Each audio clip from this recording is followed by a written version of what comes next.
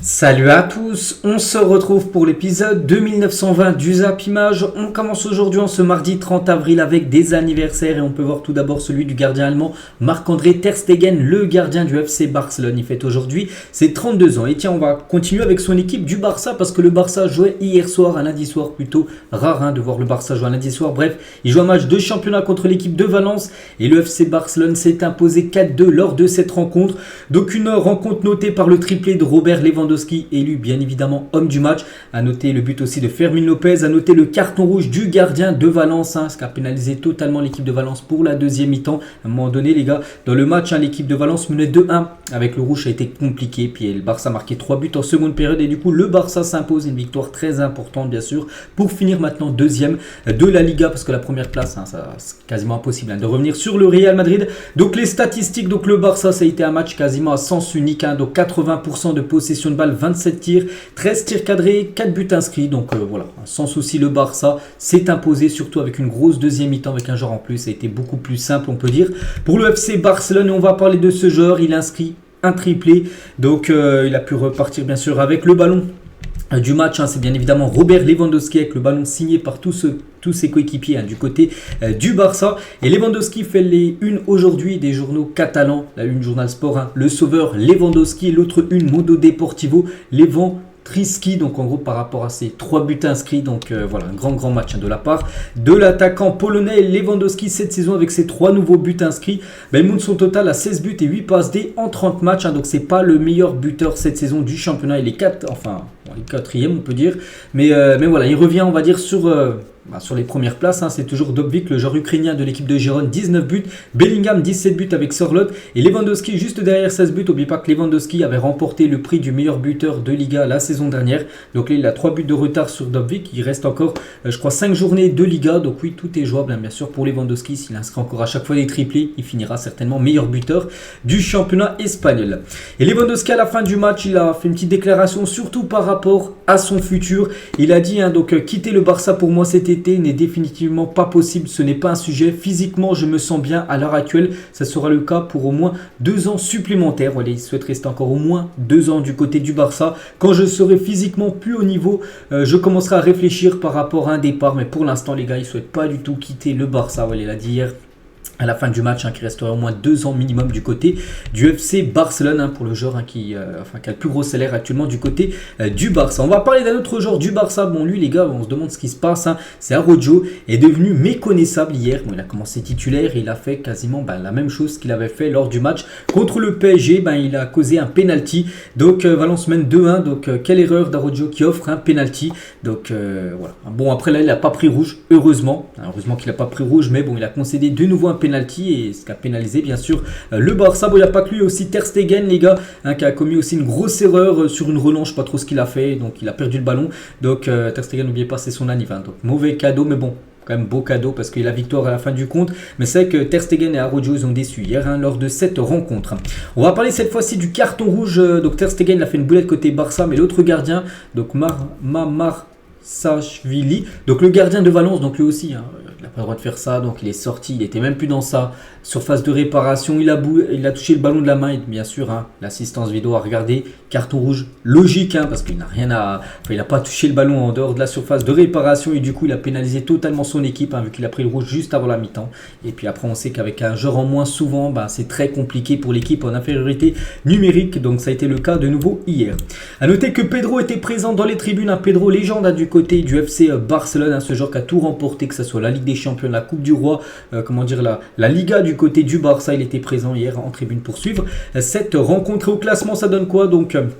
Ça donne que le Barça repasse devant l'équipe de Gérone. N'oubliez pas que l'objectif pour le Barça ou même Gérone, c'est de finir deuxième, parce que la deuxième place, tu pourras jouer la Super Coupe d'Espagne en janvier 2025, parce que le Real Madrid, ils sont intouchables par rapport au titre de Liga. Donc le Real Madrid pourrait déjà être champion dès samedi, parce que samedi les gars, il y a un énorme match. Gérone 3e reçoit le Barça 2e à 18h30. Donc si le Barça ne s'impose pas à Gérone, officiellement le Real Madrid sera sacré champion d'Espagne, même sans jouer. Donc voilà, comme je dis, c'est un match hyper important pour le Barça, qui a 2 points d'avance sur Gérone. Mais voilà, n'oubliez pas que Gérone s'est imposé au match aller à Barcelone. Donc là, cette fois-ci, c'est à Gérone ce match. C'est un derby. Il y a à peu près 80 km entre Barcelone et Gérone.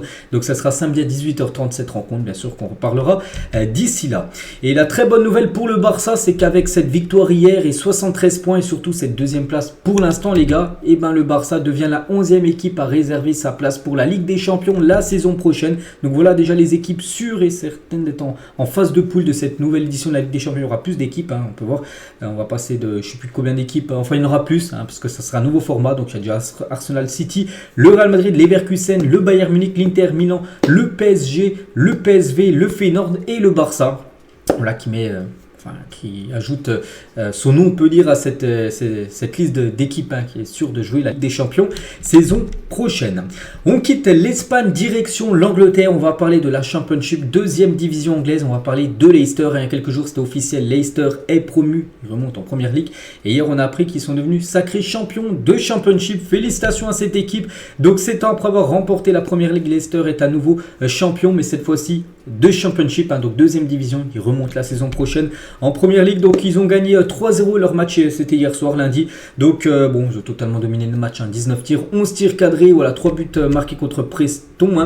Preston, je crois que tu as regardé le classement, je crois qu'ils doivent être ils étaient 10e. N'oubliez pas qu'il y a 24 équipes, donc voilà, pour Leicester maintenant, voilà, c'est fait. Leeds avec 90 points, Red et Leeds 90, Ipswich 90 points. Donc parmi ces deux équipes là, une sera bien sûr aussi, accompagnera Leicester, on peut dire, en première ligue. Et pour revenir sur cette équipe, on va parler de Jamie Vardy. Malgré la descente, souvenez-vous, l'été 2023, lui il était resté fidèle au club, il était resté. Et cette saison, les gars, il a marqué quand même 18 buts cette saison en Championship. Il a grandement contribué au retour des Fox dans l'élite. Donc on retrouvera Jamie Vardy malgré ses 37 ou 38 ans la saison prochaine. De nouveau dans la première division anglaise où il avait remporté bien sûr le titre. C'était lors de la saison 2016-2017. Donc félicitations bien sûr à Leicester, champion de Championship.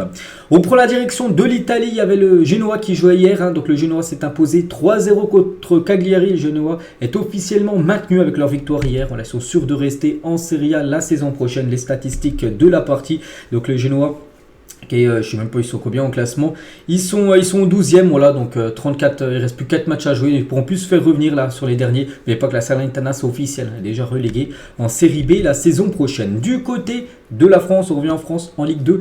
La Auxerre jouait du côté de Dunkerque et la Auxerre s'est imposée 3-1, une victoire très importante pour les Bourguignons. Donc les statistiques en faveur totale bien sûr de la Auxerre qui perd 1-0. Ils ont marqué 3 buts en deuxième période. Du coup, ils ont gagné bien sûr la rencontre.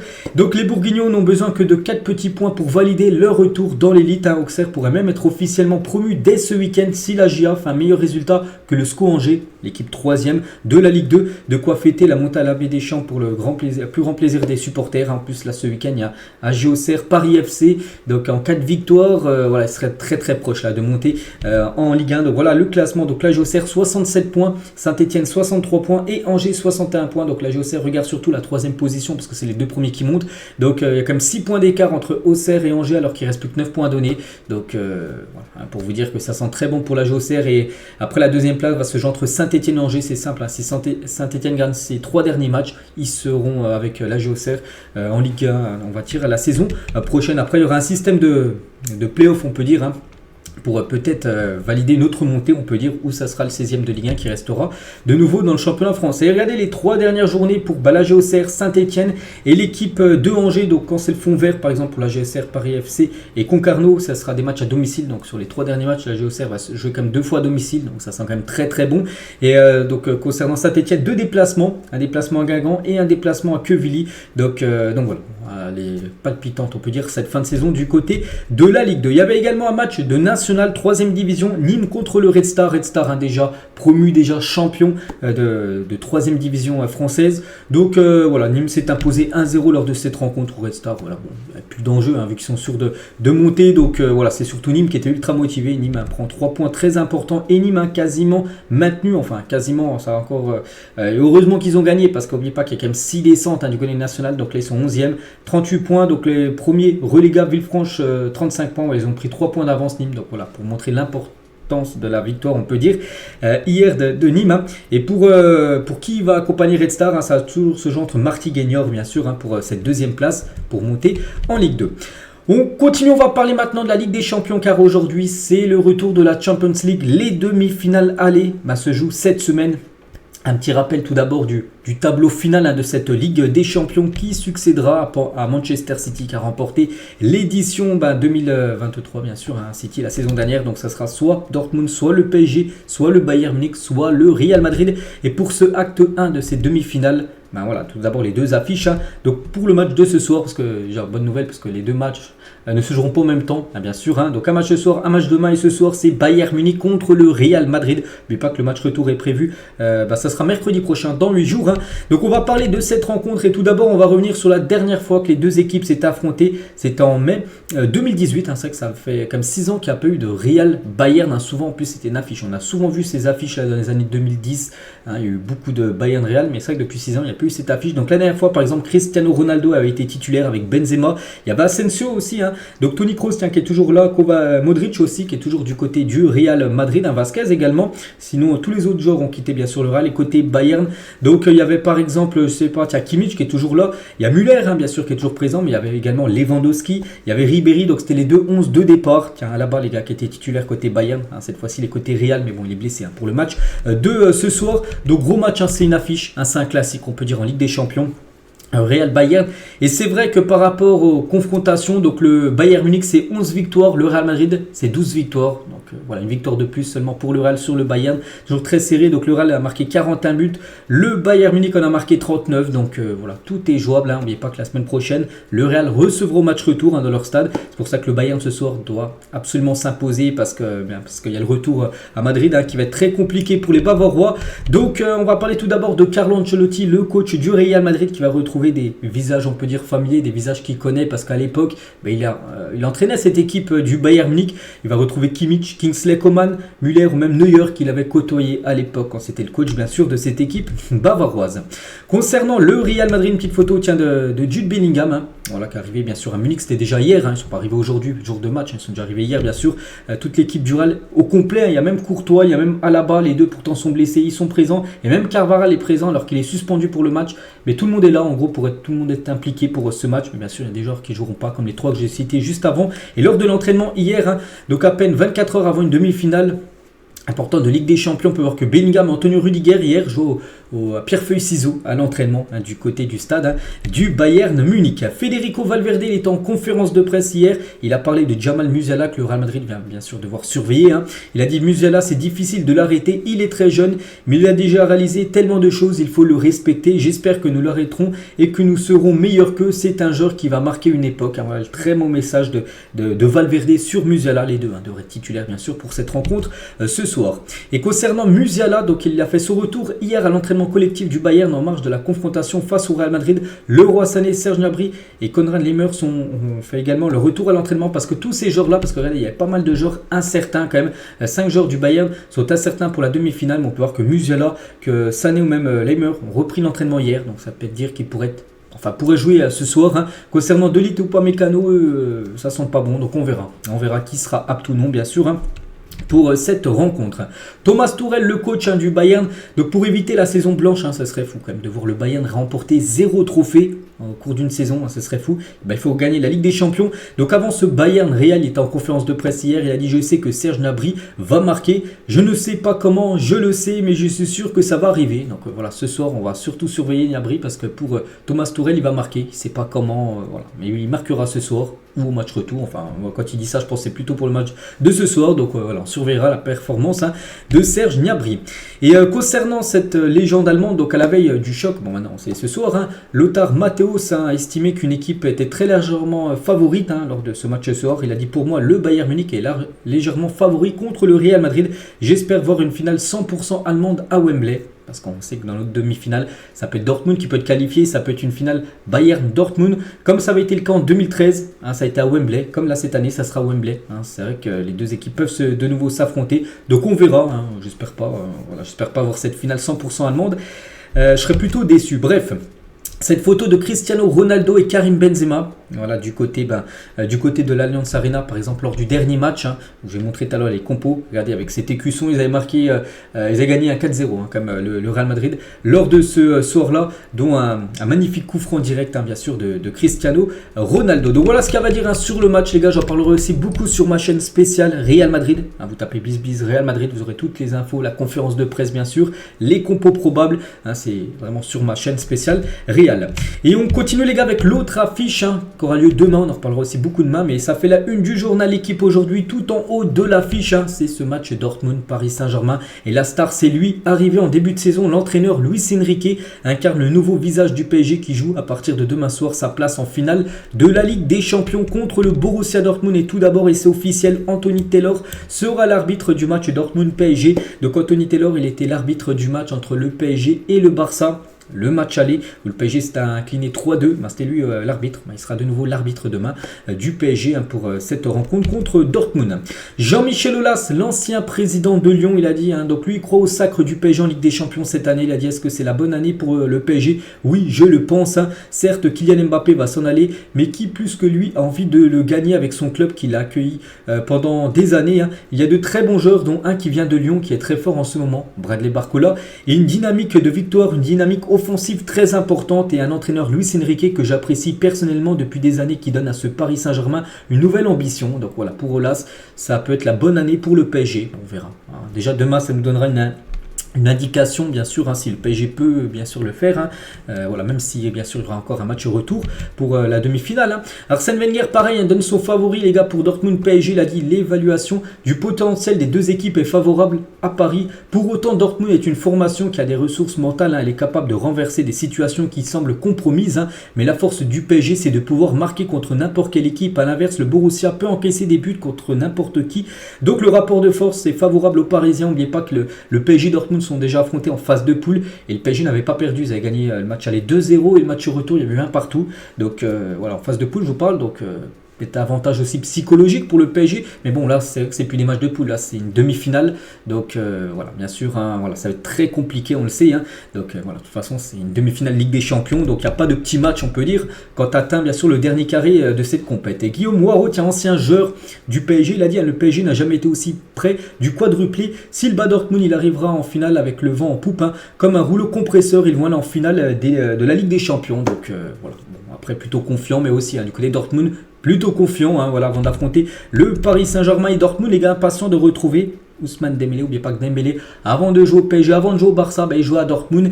Et quand il avait quitté Dortmund, c'était pas super bien passé. Pourquoi? Parce que il avait, avant de quitter Dortmund, avant d'aller au Barça, parce qu'il voulait rejoindre le Barça, il avait fait une grève de l'entraînement, il venait même plus à l'entraînement. Ils n'ont pas oublié ça, les supporters. Comme face à Barcelone, Dembélé va recevoir un accueil salé de la part des supporters de Dortmund mercredi. Sa grève de l'entraînement et son départ forcé du Barça en 2017 n'a pas été digéré depuis. Donc il a fait grève, il n'est même plus à l'entraînement parce qu'il voulait quitter Dortmund pour aller au Barça.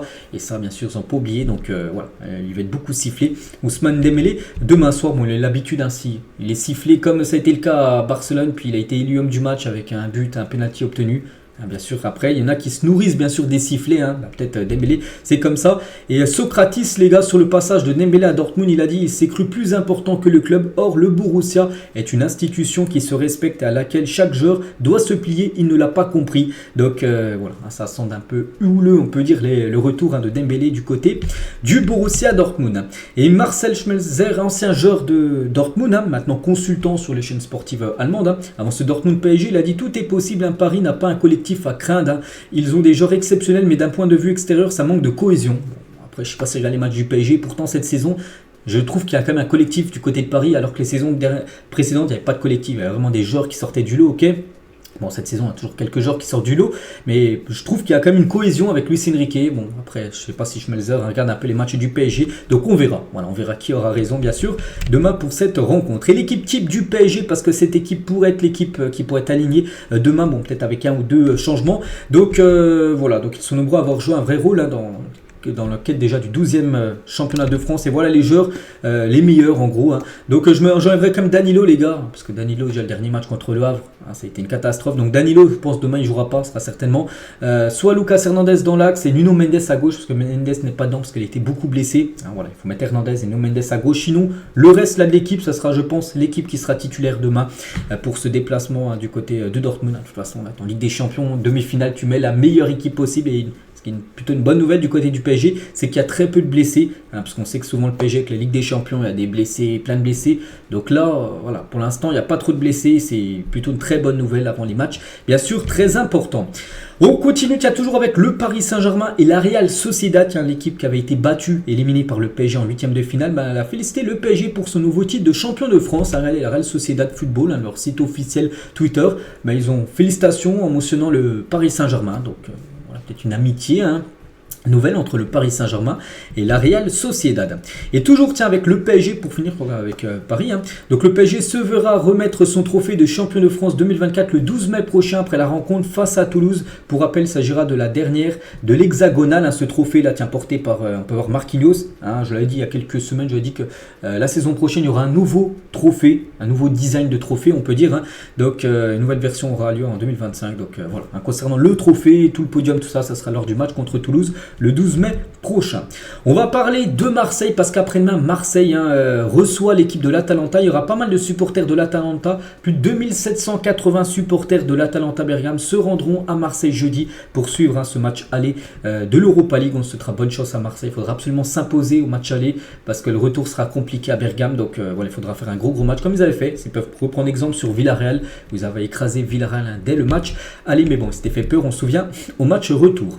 On revient 2 ans jour pour jour en arrière, on apprenait la disparition de Mino Raiola qui perdait la vie à l'âge de 54 ans. On n'oublie pas déjà 2 ans qu'il est décédé, c'est cet ancien agent de beaucoup de joueurs, donc je ne vais pas citer tous les joueurs qu'il avait, par exemple Paul Pogba, donc on pense bien sûr un fort à lui. 3e meilleure affluence générale de l'histoire de la Ligue 1, donc le week-end dernier, donc déjà je l'avais dit, c'était quasiment historique parce qu'il y a eu plus de 40 buts inscrits en Ligue 1, c'est la 2e journée la plus prolifique depuis plus de 30 ans, c'était aussi une journée où tous les clubs ont marqué, c'était plus arrivé depuis 78, depuis au moins quasiment une cinquantaine d'années. Et aussi les gars, il y avait énormément de monde dans les stades. C'est vrai que là cette journée de Ligue 1, les gars, sur tous les points c'était historique. Donc en moyenne plus de 31 550 spectateurs étaient présents dans les tribunes de France ce week-end. On peut voir où il y a le plus de monde, Marseille, à Lyon, au PSG. On peut voir à chaque fois les affluences. Donc 2e meilleure affluence, non 3e meilleure affluence de l'histoire de la Ligue 1. Donc voilà, vraiment une semaine on peut dire exceptionnelle pour le championnat français. Roy Keane continue de critiquer Erling Haaland, parce que déjà il y a quelques semaines il avait dit qu'en gros c'était un joueur de 4e division. C'est vrai que c'est un grand buteur, il met les balles au fond des filets, mais voilà, dans le jeu en gros il montre rien. Puis de nouveau il a dit il était très semblable à un joueur de championship, il s'est beaucoup amélioré en termes de buteur, il est absolument incroyable, il ne fait aucun doute de sa qualité en termes de finition vraiment. Donc voilà, en gros il dit que voilà, dans la finition il est bon, mais voilà, dans le jeu en gros il n'a pas du tout le niveau en gros on va dire d'un joueur de première ligue. Le Canada a contacté Thierry Henry, Hervé Renard ou encore Frank Lampard pour son poste de sélectionneur. Pour rappel, ils ont une Copa América à disputer cet été. Donc bon, je pense pas que Thierry Henry ou même Hervé Renard qui prépare bien sûr les Jeux Olympiques avec l'équipe de France espoirs hommes et femmes. Bon, c'est pas les espoirs des filles, mais bon voilà. Mais bon, du côté du Canada, ils aimeraient bien tout simplement avoir un de ceux-là ou Frank Lampard pour entraîner tout simplement le Canada pour la Copa América. Mohamed Salah devrait rester une saison de plus à Liverpool. L'Égyptien n'a donné aucune indication de vouloir quitter le club. N'oubliez pas qu'il est en fin de contrat au 30 juin 2025, encore 1 an et 2 mois. Tiens, on est le 30 avril. N'oubliez pas que là, dans 2 mois, jour pour jour, il y a plein de joueurs comme Mbappé par exemple, qui est en fin de contrat. Donc lui, il est en fin de contrat dans 1 an et 2 mois et il devrait rester une saison de plus à Liverpool. Et il pourrait partir libre, c'est-à-dire lors de l'été 2025. Thiago Silva, lui, il annonce son départ de Chelsea. Il a fait une petite vidéo sur son compte X, son compte Twitter. Il a officiellement dit en gros qu'il quittera cette équipe de Chelsea. Et concernant son futur, il y a des chances qu'il retourne du côté du championnat brésilien, du côté de Fluminense pour poursuivre sa carrière. Il y a 1 an, jour pour jour, Toulouse remportait la première Coupe de France de son histoire. Une victoire 5-1 face au FC Nantes, on se souvient. Enfin, moi personnellement je me souviens de ce match où il y avait déjà, je sais plus, 2 ou 3-0 les gars au bout de 10 minutes de jeu. Ils avaient déjà plié le match en tout début de match. Donc voilà, c'était 5-1. Donc c'était il y a 1 an, jour pour jour. C'était le 30 avril 2023 qui avait lieu la finale. N'oubliez pas que la prochaine finale finale se jouera le 25 mai prochain, là, dans 25 jours à peu près, entre le PSG et l'équipe de Lyon. Ça sera dans le stade de Lille. Eugénie Le Sommer, légende du football féminin français, se plaint du traitement médiatique de Lyon qui s'est qualifié. Donc c'était il y a quelques jours là en finale de la Ligue des Champions après avoir vaincu le PSG. Donc elle a mis ça, Eugénie Le Sommer, voilà, c'est sur son compte Twitter. Elle a juste mis ce petit smiley en train de regarder. Et par rapport aux une de l'équipe, on peut voir Paris s'en réjouit, Brest à la folie, l'OM s'accroche par rapport aux résultats de Ligue 1. Et en gros, qu'il n'y a pas eu de une par rapport à la victoire de Lyon contre l'équipe du PSG 2-1 pour les demi-finales retour de la Ligue des Champions féminine, hein, je vous parle. Donc elle ne comprend pas en gros qu'il n'y a pas de une sur les filles alors qu'elles ont quand même une place en finale Ligue des Champions. Donc après j'ai peut-être la réponse, peut-être que le football masculin ça vend plus. Ouais, parce que l'équipe, eux, ils espèrent vendre le plus, bien sûr, de journaux. Peut-être ça vend plus. Une à Paris s'en réjouit qu'une sur la victoire de Lyon féminin contre le PSG féminin. Enfin, c'est ce que je pense. Hein. Donc elle, bien sûr, elle comprend pas du tout ça. Eugénie Le Sommer. Le FC Barcelone travaillerait sur un retour de Xavi Simons en prêt. Le joueur serait fou, entre guillemets, à l'idée de revenir. N'oubliez pas qu'il appartient au PSG, prêté à Leipzig. Mais Leipzig souhaite le conserver, mais le Barça... voudrait le faire revenir également, mais pas qu'il ait été formé à la Masia. Donc on verra, c'est vrai qu'il est convoité par beaucoup d'équipes. Xavi Simons. Coup dur pour Mike Maignan, quelques semaines de l'Euro 2024. Le portier des Bleus souffre d'une lésion du long adducteur droit. Donc il s'est blessé, c'est hier exactement à l'entraînement du côté de l'AC Milan. Donc la durée de son indisponibilité n'a pas été communiquée. On ne sait même pas s'il va pouvoir rejouer avec l'AC Milan ou non pour cette fin de saison. Donc il est blessé à un adducteur. Et n'oubliez pas qu'il y a l'Euro quand même. N'oubliez pas que la liste de Deschamps c'est le 16 mai prochain, dans 16 jours. Donc on espère qu'il sera présent parce que c'est pour moi le meilleur gardien actuellement français, Mike Maignan. Et malgré sa blessure à l'adducteur droit, Mike Maignan devrait bien pouvoir disputer l'Euro avec les Bleus. Donc on verra, mais bon, on lui souhaite un très bon rétablissement. On espère qu'il soit rétabli et surtout à 100% pour l'Euro parce que la France aura besoin du très grand gardien qui est Mike Maignan. Voici à quoi va ressembler les futurs maillots domicile et extérieur de Arsenal la saison prochaine. Donc le maillot domicile devrait être comme ça. Voilà, il y a du rouge, il y a du blanc, il y a les barres Adidas de couleur noire. Très beau maillot, bien sûr, pour l'équipe des Gunners. Domicile, donc là extérieur les gars, un maillot de couleur noire et du rouge et du vert, un peu, il me fait penser un petit peu aux couleurs du Mexique un petit peu. Donc voilà, je trouve très beau, les deux maillots, je préfère même le maillot extérieur qui est tout simplement sublime. On va parler de Kylian Mbappé. Wilfried Mbappé, son père, évoque l'éventuelle participation de Kylian Mbappé pour les Jeux Olympiques. Il a dit qu'il y ait Kylian ou pas, c'est secondaire. Ce qu'il faut mettre en valeur, ce sont les JO en France et pas les JO parce qu'il y aura Wembanyama ou Mbappé. Je ne sais pas ce qui va se passer car on n'est pas les seuls décideurs. Il y a aussi son club, futur club, peut-être le Real Madrid qui décidera. Le Real Madrid ne veut absolument pas, bien sûr, qu'il joue les Jeux Olympiques en plus de l'Euro. Donc Kylian prendra du plaisir parce que les JO seront ici, même s'il ne les joue pas. Donc concernant Mbappé, mais bon, ça semble très compliqué de voir Kylian Mbappé jouer les JO avec l'équipe de France Espoir. Arda Güler sur son transfert au Real Madrid, il a dit depuis l'enfant, je rêve de jouer pour le Real Madrid. J'étais en vacances et mon père m'a appelé et m'a dit que le Real Madrid me voulait. C'est une sensation merveilleuse. Je suis très heureux, c'est spécial d'être ici car le Real Madrid peut acheter n'importe qui dans le monde, mais ils m'ont choisi. Voilà, donc n'oubliez pas qu'avant de choisir le Real Madrid, il aurait pu choisir le Barça. Le Barça aussi, il était à fond, je me souviens, le Barça était même en avance sur le Real Madrid et plutôt il a préféré quand même le Real plutôt que le Barça, Arda Güler. Donc voilà, concernant bien sûr cette pépite, on peut dire turque. Officiel, voici la nouvelle identité visuelle de la Ligue féminine de football professionnel. Donc ça a plus s'appeler la D Arkema, mais plutôt l'Arkema Première Ligue. Voilà, c'est officiel les gars, parce qu'hier il y a eu la cérémonie UNFP sur la première division féminine. Donc voilà, D1, pas D1, plutôt Arkema Première Ligue. La première division et la deuxième division va s'appeler la seconde ligue. Voilà pour les deux premières divisions du football féminin. C'est officiel. Et hier, comme j'ai dit, il y avait les trophées UNFP pour les filles. Pour les hommes, ça sera d'ici 2 semaines à peu près. Et la meilleure joueuse de cette saison, du premier sur la D1 Arkema, pour l'instant ça s'appelle toujours comme ça, la saison prochaine ça s'appellera l'Arkema Première Ligue. Bref, c'est la joueuse du PSG, Tabitha Chawinga, est élue meilleure joueuse de la saison de D1 Arkema. Donc la joueuse du PSG a réalisé une très belle saison avec 18 buts et 10 passes D. C'est elle qui a reçu le prix de la meilleure joueuse, on la félicite. La meilleure gardienne de la saison, c'est la gardienne du Paris FC, Chamaka Ndonzi. Donc voilà, félicitations à elle. La meilleure, la révélation de la saison, c'est une joueuse de Lyon qui est partie en prêt du côté du Havre, Inès Ben Aya. Et la meilleure entraîneuse de l'année, voilà, c'est Sonia Bonpastor, donc l'entraîneur, je sais pas comment dire, entraîneuse ou entraîneur de l'Olympique lyonnais féminin. Donc voilà, concernant tout simplement cette cérémonie qui avait lieu hier soir. Et hier, il y avait également la finale de la e-Ligue 1, donc c'est-à-dire sur FIFA en gros, donc c'est entre Lyon et l'Olympique lyonnais.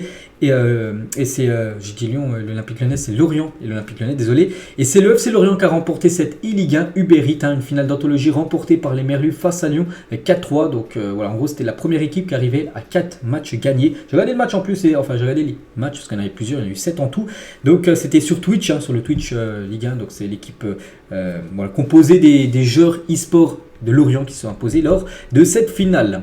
Pau Cubarsí est un pas de prolonger son contrat avec le FC Barcelone. Son nouveau contrat devrait s'étendre jusqu'en 2030. Sa clause libératoire qui était inférieure à 10 millions d'euros basculera alors à plus de 1 milliard d'euros pour en gros qu'il soit intouchable, intransférable bien sûr. Donc voilà, Pau Cubarsí les gars devrait prolonger l'aventure. Alexandre Lacazette avec Lyon, c'est plus de 345 matchs joués, que ce soit là ou même lors de son premier passage, parce qu'on sait qu'après il avait été transféré par exemple du côté de Arsenal. Donc en tout, c'est 179 buts et 53 passes D. N'oubliez pas que j'en ai parlé hier, il est à peu près à une quarantaine de buts de devenir le meilleur buteur de l'histoire de l'équipe de l'OL. Jean-Louis Gasset après la victoire contre Lens, donc c'était avant-hier une victoire 2-1, donc il a dit c'est une répétition pour jeudi. L'Atalanta joue un peu dans le même style, dans le même système en gros que Lens, avec les mêmes caractéristiques, donc voilà, bon, un résultat 2-1, après-demain serait bon, peut-être un bon résultat, mais voilà, ce serait mieux encore de gagner avec encore plus de buts pour l'OM contre l'Atalanta, comme ce que j'ai dit, le match retour va être compliqué du côté de Bergame. Gomis les gars parle de la relation entre Bradley Barcola et les supporters lyonnais. Il a dit j'ai pas apprécié sa célébration devant le COP lyonnais lors du match entre le PSG et Lyon où le PSG s'est imposé 4-1. Il a dit qu'il a dû le chahuter, il faut le pardonner. Quand tu es jeune, tu as du mal à contrôler tes émotions. C'est un joueur qui va compter dans les années à venir en tant que lyonnais. Faut être fier d'avoir formé un joueur comme ça parce que l'école lyonnaise continue de performer et de sortir bien sûr des très bons joueurs comme bien sûr Bradley Barcola. L'international marocain Emen Barkok a été agressé samedi dernier alors qu'il était dans un bar berlinois. Le joueur du Hertha Berlin a été transféré à l'hôpital avec de multiples blessures au visage et a subi une intervention chirurgicale qui l'éloignera des terrains jusqu'à son rétablissement intégral. Donc là, normalement, il ne jouera plus avec son équipe du Hertha Berlin. Donc le club a communiqué, lui a offert son soutien voilà, concernant ce joueur marocain de l'équipe du Hertha qui a été agressé samedi dernier.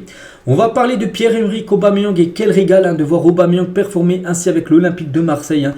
Par exemple, cette saison, c'est 27 buts avec Marseille. Un petit rappel, la saison dernière avec Chelsea, il avait marqué seulement 3 buts et là 27 buts avec Marseille.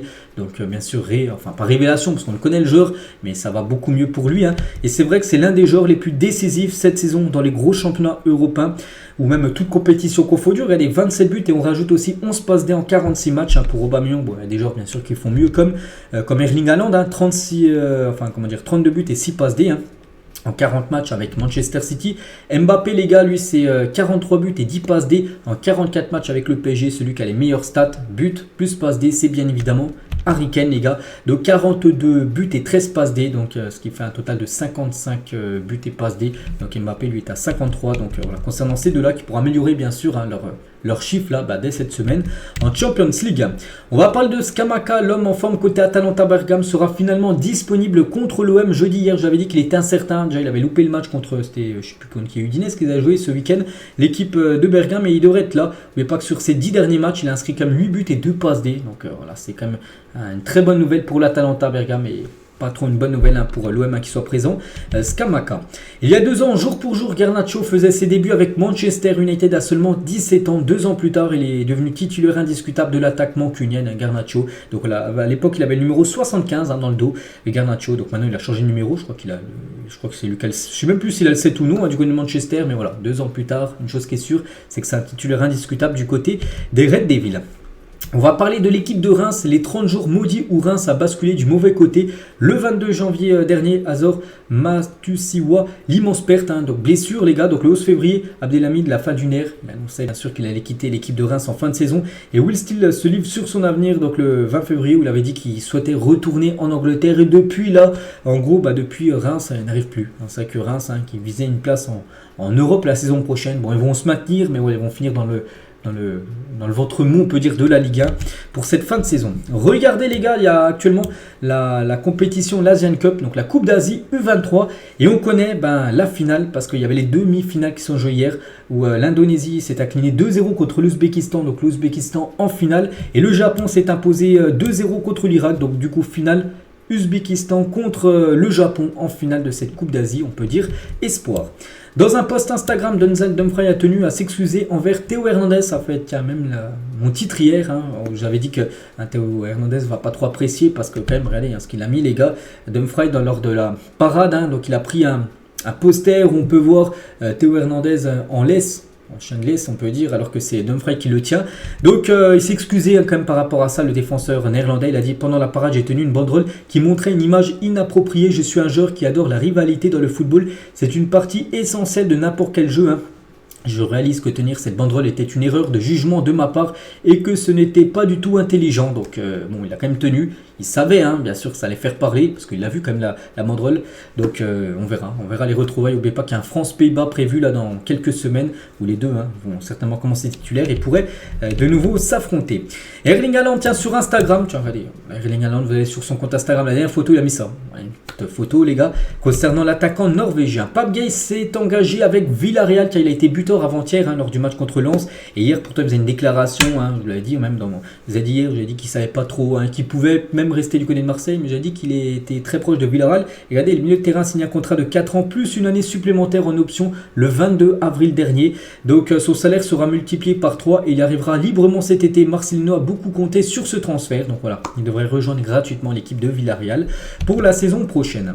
La première saison de Neymar au PSG, c'était quand même quelque chose, peut-être sa meilleure saison quand Neymar est arrivé au PSG. Donc 30 matchs, 28 buts et 16 passes D pour Neymar lors de sa première saison. C'était la saison 2017-2018. Donc voilà, ça avait été bien sûr un très grand Neymar.